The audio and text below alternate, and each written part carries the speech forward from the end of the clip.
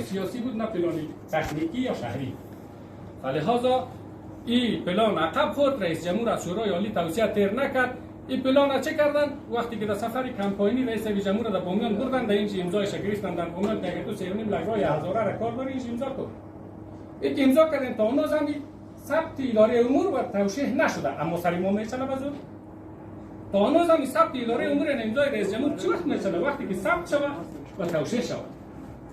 مگر سری ما ثبت نشده در سری دشت میدان هوایی بامیان امضا گرفته شده، نه در شورای عالی توصیه از مسیر اساسیش پاس نشد. این ماستر پلان هم ماستر پلان فرهنگی را نقض کرد و نقض ماستر پلان فرهنگی باعث حذف بامیان از لیست میراث جهانی، حذف بامیان از لیست میراث جهانی باعث از دست دادن کسری بودجه میشه که از عواید ملی بین المللی توریسم و از عواید ممالک کمک کننده سازمان بین المللی یونسکو به دست میشه. باز در پالی دیگه چی کردن؟ قبل از اینکه این ماستر پلان رو ترسیم کردن، هر جایی که در ماستر پلان فرهنگی مهم جلوه داده شد، نشان داده شد، جلوه دادن مهم بود، چون خارجی ها پانتون یاخن جرمنی کار کرده بودند، نشان دادن در این ماستر پلان که آثار بر کجاست، کجاها باید شدیداً حفاظت شود. از جمله ساحات حفاظت شده چند جای ما براتون یادداشت میکنم که یکی تپه الماس است. تپه الماس یک ساحه حفاظت شده باستانی بود که در سال 1395 امیش آرواد صاحب امان و امیش رئیس صاحب و امیش طاهر زهیر نمی کلگی از جا اینطور یک سرک سر ازی کشیدن و بهانه سرک از اینجا آثار و آبادات کلش کشیدن و ماستر پلان اینجا نقض کردن. هلیکوپتر میاد در پشت خانه جواری صاحب میشینه، آثار از اونجا انتقال داده میشه. از کدام مملکت بود، در کجا انتقال داده شد، چرا سوال نمیشه. وقتی که این ماستر پلان نقض شد، باوری صاحب این با امضای باوری صاحب ما براتون مکتوب نشان میدم که کل ازی را بر سارنوالی معرفی کرد. این دو صفحه خدا مغفرت کنه باوری صاحب برای روزی روز فلس شد، مگر او دین خدا ادا کرد، گفت بامیان بسیار بغاوت کلان انجام داد اداره بامیان. فلیاز ما این مکتوب روان میکنم که از پیش ازیا تحقیق شد، اما از یا کس تحقیق نکرد.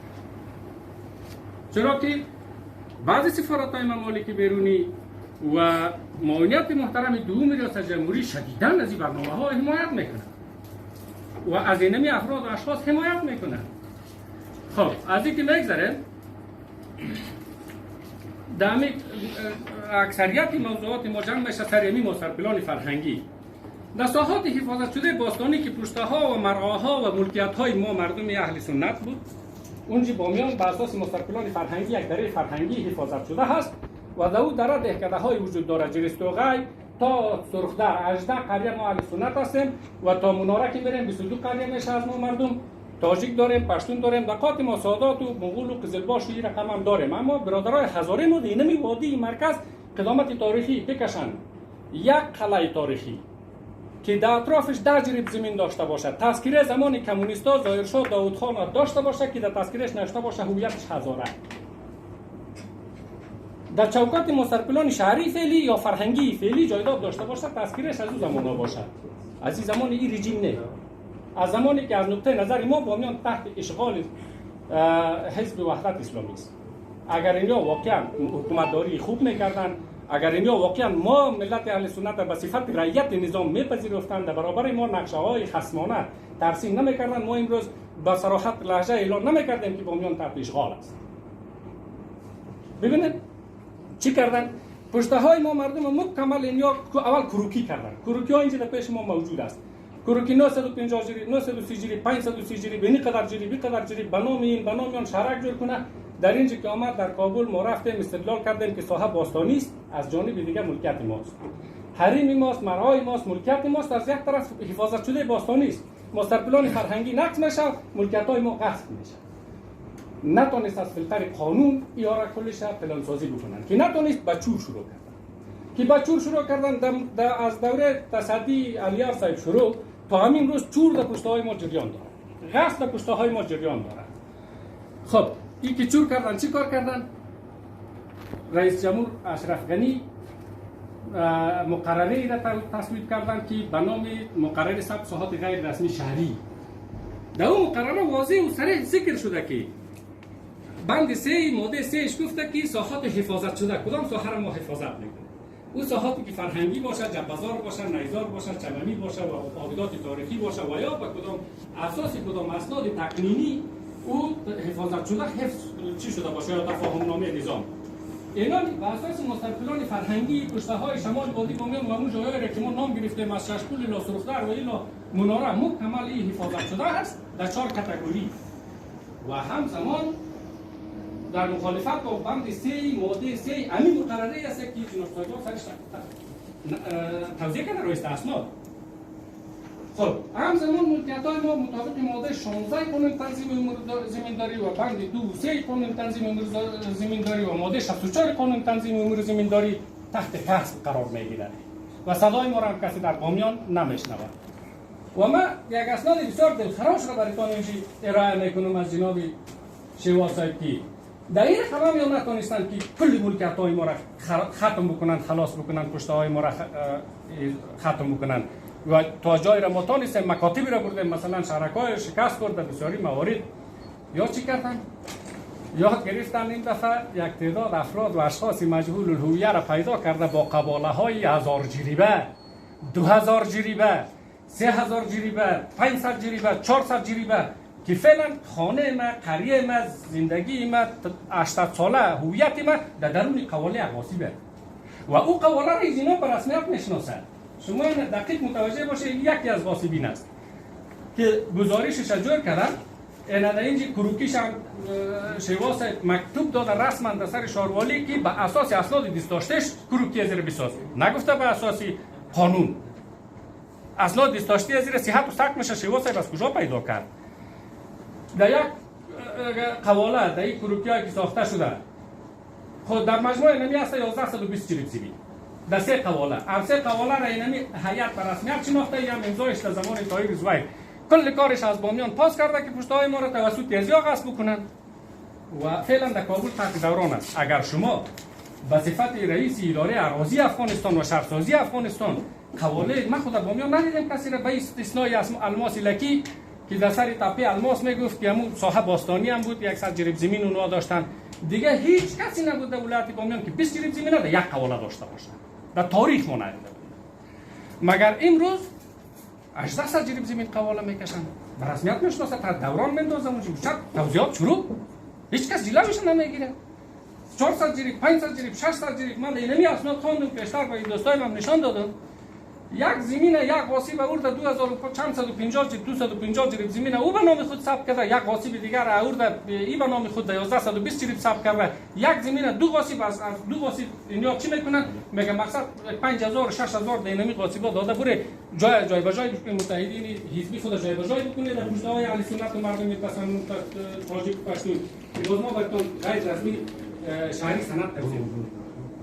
او بزرگوار اگر نسل گم نشد، اگر نسل گم میشد امروز هزاره به زمان امیر عبدالرحمن خان نسلش باید گم میشد و در زمان طالب باید از تاریخ هم کلمه هزاره باید برداشته میشد. امروز در تاریخ به نام هزاره چیزی نمیبینیم. اما تاجیک بامیان، پشتون بامیان، سعید بامیان، قزلباش و بیات بامیان گم نمیشه. این جناب الیار صاحب در موضوع مدرسه قدشان بحث داشتیم از طریق رادیو، برای ما چی میکنه یادآور میشه که ما رفتیم در مسجد تولوارا، در مسجد شما تاجیکا گپ کشتیم، موضوعات کلش حل شد. بزرگوار خوب است که ما روبرو میبینیم در کمیسیون زمانی که ما در زمان اول حکومت دموکراسی استاد شدیم که حقوق ما پایمال شده، وطن ما اشغال شده، حزب وحدت اسلامی یک حزب سیاسی است بعد کابل از مرکز کابل برنامه سیاسیش شروع بکنه، نه از مرکز بامیان. چرا ما مردم ظالمانه میمونه؟ ملل متحد در این نتیجه رسید که تمامی بودجه را سر بامیان توقف بده تا که ما مردم مشکل ما حل شد. چیکار کردن؟ با ما نتونست به نتیجه برسه، با نمایندای اصیل بامیان نتونست رقمی نمیالی که یک تعداد غاصبین پیدا کرد و قماندانایان قدوسی نفر پیدا کردن، 1 لک 2 لک دلار برشان دادن، رفتن در مسجد تولوارا که قبل از او در زمان تصدی خلیلی صاحب اونجا برنامه‌های سینمایی اجرا میشد. بیادر دونموش خیرات کردن، گاو کشتن، در مطبوعات نشر کردن که بامیان مشکلش کلش حل شد دیگه، بین حزب وحدت و این مردم کدام مشکل نماند، بودجه آزاد شد و ما مردم در اون وقت با یک برنامه کذب شکست می‌خوردیم و کرزی صاحب هم ازشون جدا حمایت می‌کرد. امروز افتخارم میکنه وکیل صاحب برای ما میگه که ما شما مشکلی ما حل است. در اون وقت حل شده بود برادر، چی رقم حل شد؟ در کجا حل شد؟ چند مامور ما دارم؟ چقدر مامور بامیان دارم؟ از 40% نفوس بامیان در سطح ولایت بامیان تشکیل میکنم. مامور ما پذیرفته نمیشه. باور بکن کسایی را دیتان آدرس چی داده میتونم اسناد که از طریق اصلاحات اداری رئیس اداره فرهنگ مقرر شده، اما پیش از اینکه در بامیان برسه ذوق شده در بامیان موافقه نشده، امروش بسیار چکوله امروش رویه شده، پس اومده دینمی کابل امی دوباره همین را در رقابت روان کرده تا که این جناب روان کرده. این قبل از این کسی از مربوطین ما مردم کامیاب شده، مکتوب آورده در سر اطلاعات فرهنگ برده در بامیان، بالاخره به جرم ازی که سنی بوده یا تاجیک بوده یا مربوطین حزب وحدت اسلامی نبوده. و یک چیز هم براتون میگم، متاسفانه که حزب وحدت اسلامی هم غیر از قوم هزاره دیگه در تشکیلش هیچ کدام از دیگه اقوام نداره که یک شورای قومی گفته میشه. نیست. اینال وکیل صاحب محترم، در این بود در ارتباط ما سرپلان فرهنگی و چور و اصل پشته های ما. فعلا یک شهر جدید یا تقسیم کردن. این پیشنهاد شهر جدیدیه. خوب ببینید که در مکتوب از طرح زمانی طاهر زاهد ساخته شده، توسط شیوا صاحب ساخته شده و فعلا در اینجا نوشته میکنه نظر و هدایت مقام عالی شما در مورد طرح اجازه شهر جدید بامیان و منظور حفظ ساحات تاریخی و باستانی و چشم اندازی آثار فرهنگی و وادی بامیان با در نظر داشتی راهنمودی ما سرپلان شهری اینک طرح پیشنهادی ایجاد شهر جدید بامیان در ظرف 12 ورق که توسط ریاست شهرسازی و اراضی ولایت ترتیب و در مورد تایید جلسه اداری ولایت بامیان من حیث یک طرح پیشنهادی قرار گرفته است. اینجا روان کرده که این منظور بکنه. خب ما قبل والی صاحب ششتم که خب والی صاحب تو که مکتوب روان کردی در شرق و غرب بودا ساحات باستانی تحت غصب است. در زیر ساحات باستانی که ملکیتش برمیگرده یا به مرعی ما یا به ملکیت ما، اما بحثی هویتش کلانش ساحه باستانی حفاظت شده است. اگر از من باشه باید حفاظت شود، اگر از دولت هم باشه، اگر از تو هم باشه. یکی خانه شد کرد تو اسناد هم دادی بریش در خونهش چه میتونه بکنه، تکو میتونه بکنه، هر چیزی که در اونجا بود و فریاد بکنه بکشه کسی نیست سراغش. یا دو آلی تو امیر انتقال میتی در شهر جدید؟ همین مردم انتقال میتی؟ نه، برای مردم جدید که برای مردم جدید تو در اینجا مکتوب چرا کذب نوشته میکنی که برابر به خاطر حفظ ساحات باستانی و آبادات تاریخی بامیان و چشمانداز فرهنگی بامیان؟ بگو به خاطر به تنگنا قرار دادن ما سرپلان فرهنگی، به خاطر اشغال کردن ما سرپلان فرهنگی و این ساحه ای که تو پیشنهاد کردی، این ساحه فعلا جزء ساحات فرهنگی ما سرپلان فرهنگی بامیان است. برادر همین بامیان است، تاجیک نه از هزاره، تو به هزاره ظلم میکنی. مرا هست شده فکر کن، در ذهنی که فکر میکنی ما هست، اما تو به هزاره ظلم میکنی. همین بامیان بین المللی باشه، از هزاره باشه خوب است یا نه که زمین. خب اصل پلان چیست؟ اصلی پلان است که حزب وحدت اسلامی تحت برنامه سفارت ایران وادی بامیان میخواد از لیست میراث فرهنگ جهانی بمونه.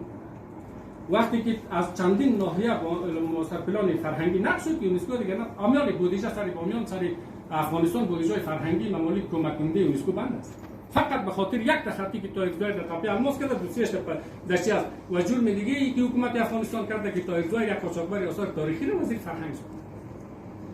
به همین خاطر یونسکو فعلا کمکاش کل چیز قبل است. خب از این گذشته تو که ملت محروم و مهجور هزاره را از بیسود، از دایکندی، از کویته پاکستان، از ایران، از تمام نقاط جهان میخوای جمع کنی در پشت خانه‌های ما تاجیکا جای بجای بکنید همین کوی خشک چی بخوره؟ اصل طرح چی است؟ اصل طرح است 1 لک خانه هزاره جای بجای شود. شهرک صنعتی بامیان نداره، مرز بحری بامیان نداره که کشتی‌ها نام بیاره برای یا مرز خشک بامیان نداره که کشتی‌ها از اونجا بره از گمرک مردم اونجا نام پیدا بکنه، گمرک داشته باشه. یک شهر توریستیکی است که با نبود مستقلان فرهنگی صنعت توریسم هم از اینجا از بین میره. فلیاز 1 لک خانه چی کنه؟ مکلف است که خانه یک نفر در سپاه قدس بیته از معاشی از او امرار معیشت بکنه و نیروی نیابتی افغانستان تحت حمایت سپاه قدس در عراق، در سوریه، در یمن، در هر جایی که ایران برنامه سیاسی داشته باشه و باید بجنگه. این اصلی برنامه. خب نه از ما سیاسی نمیخوایم بکنیم. اصل موضوع سیاسی هست. اصل موضوع سیاسی هست. اگر سیاسی نیست. ببینید 20 سال بشه نظام دموکراسی در افغانستان حاکم است. دموکراسی یعنی پشت خانه یک تاجیک و پشتون تا سر کوره چور شود، پشت خانه یک سعید چور شود، پشت خانه یک هزاره تا سر کوی بابا مرعایش باشه. دموکراسی یعنی همین. اگر سیاسی نیست افضل ما سرپلان فرهنگی بر علیه ما استفاده شود. ما برای شما وقتی بسیار کافی داریم و میخواهیم با حوصله‌مندی عرایض و شکایت شما را بشنویم. ما نماینده مردم هستیم و این کمیسیون اصلا به خاطر تحلیل، ارزیابی و سمع شکایات و عرایض مردم و او را به اراکین مطرح کردن و ترتیب آن توسط یک هیئت معذب مسائل دیگر تا رئیس جمهور رساندن. ما به او اساس ما برای شما وقت دادیم مطابق اسناد در حقتان کدام ظلم صورت گرفته باشد، زمینتان گرفته شده باشد، زمینتان به جای و به مورد به نام شهرک و دیگه توزیع شده باشد و با اداره محلی با ریاستایش مشکل داشته باشین، او را بسیار با حوصله و صبر شما میتونین عرض کنین. ما در خدمت هستیم، ولی کوشش میکنیم که این مسائل سیاسی و ایش باز برای ما مربوط نمیشه، او را امیدوار هستیم اینجا مطرح نکنیم و ما امی اسنادی که شما در دست دارین این به معنای از این نیست که ما این را تطبیق نشده، حق به اقدار داده نشده. امو جناب عبیدالله بارگزی صاحب شهید رفته که 7 وزارت خانه هم هیئت با صلاحیتش بوده، اینیان پای 6 ورق و چندین مکاتب جداگانه فیصله های خود صادر کرده، روان کرده، یکشان تطبیق نشده. 2 3 جناب نواب صاحب منگل با یک هیئت ترکیبی در بامیان رفتن تحت ریاست نواب منگل که اینیا هم یک گزارش دادن، حتی اینیا وضعیت که در بامیان شکننده یافتن در گزارششان یادم است یک جایش خواندم نوشته کرده بود که در بامیان ایجاد میکنه که یک اداره محلی بامیان پست‌های کلیدیش در یک افراد و اشخاصی بوده که هزار تاجیک نباشه که تعصب نکنه. ببینید این به این پیمانه بامیان حالت خراب بوده. امرای ظلمه سید زابولی هیئتی از مشران جرگه در بامیان رفته به اثر عریضه مردم قوم محترم سادات ما که ما رفتن پس آمدن مگه والی بامیان در پرچاق اثر باستانی دخیل است. بزرگواران در امی کمیسیون ما آمده مریضه کردیم. امی کمیسیون محترم چندین بار از دوستا دعوت کردن، دوستا حاضر نشدن. امی دوسیه را ترتیب دادن، روان کردن به جرایم سنگین دوسیه را روان کردن در بامیان ما خواسته شدیم. ما رفتیم در بامیان، اینی هم وضاحت ماست که در 5 صفحه ما وضاحت دادیم. ما اینمی بزرگواران را همراه جناب طاهرزاده به خیانت ملی به قلم خود به شست خودم متهم کردیم. اما رفتن قطعی زوایر شیشتن. باور بکن یک هفته ما در بامیان ماندیم، در یک هفته اینمی از روی 9 سوال که 5 صفحه را انتطور میکنه 5 صفحه ما جوابش تور کردیم، علیه ما نتونستن یک نقطه پیدا بکنن تا ما را بگیرن. حتی میخواستن بگیرن ما را پارسال پیش از ماه رمضان. خیر از او گذشته پس آمدن اینجی، چون پیشتر یاد کردیم که بعضی ممالک و معاونیت دو محترم ریاست جمهوری حمایتشون میکنن. اینی دوسیه تحقیق نشده و نمیشه. به تعقیبش مکتوب دیگه ای را از این اداره رفته که اینت به امضای روح الله نیازی در بامیان رسیده که هر 4 جلد جلوی توزیع اسناد بگیره در ساعات شمالی وادی بامیان که چون فرهنگی است و تحت منازعه و معضله است و چی شد کسایی که تانوزی کار کردن مدیده گرفته ایره در مرجع عدلی و قضایی معرفی بکنه. مکتوب در بامیان میره، در بامیان اثر نداره، هیچ اثر نداره. اما قواله شرعی ما براتون دارم که نشان میتونم، قواله شرعی مؤثر نداره. زمینی که قواله شرعی داشته او را گرفته و در دولتی ساخته، چون که کسی بوده که از شاروان صاحب زمین با پیسه گزاف میخریده و او مردکه غریبه ای بوده که نتونسته از حقوق خود دفاع بکنه. محمد وهاب نام داره، در قوالش 4 قطعه زمین است، 1 قطعش دولتی شده سر چوک بوده خوب جای بوده، 3 قطعه دیگه شالی هم از محمد وهاب است. اگر قواله باطل است چرا 4 قطعه زمین باطل نیست که اینجا 1 قطعش باطل است؟ خیر حالا در اینجا ما بزرگواران رسیدگی عدلی و قضایی که در لوی سارنوالی است اینمی را میخواهیم از شما که تعقیب شود. چرا لوی سارنوالی در صدای ما نمیپردازه، گوشت فراهم نمیده؟ چرا در لوی اگر ما ملامت هستیم این خود دیدی ما ماجراجو باید باشیم، ما جنجال برانگیز هستیم، بندی کنم ما رو برادر مثلا ما چالش میکشیم ولی ما رو بگیره، این حکومت را نگیره، خیر همین بزرگوارا را نگیره، هیچ کدامش نگیره، ما را بگیره که راحت شود. این را بگیره، او را بگیره، او را بگیره.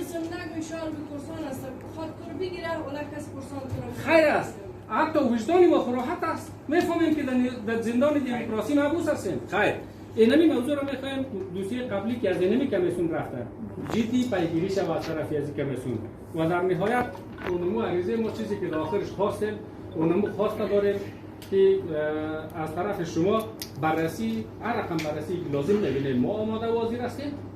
اسناد ضرورت است ما ارائه خواهد کردیم، اما اینی رقم دیگه نمیتونیم وسیله بکنیم که مکتوب اثر نداشته باشه. گوبری هیچ کس سکسش نشه. سلامت باشه. صحبت‌های خلاص شد. فعلا خلاص است. این سر توست خود نوایه. وای واسه اجازه میشه. مهربانی.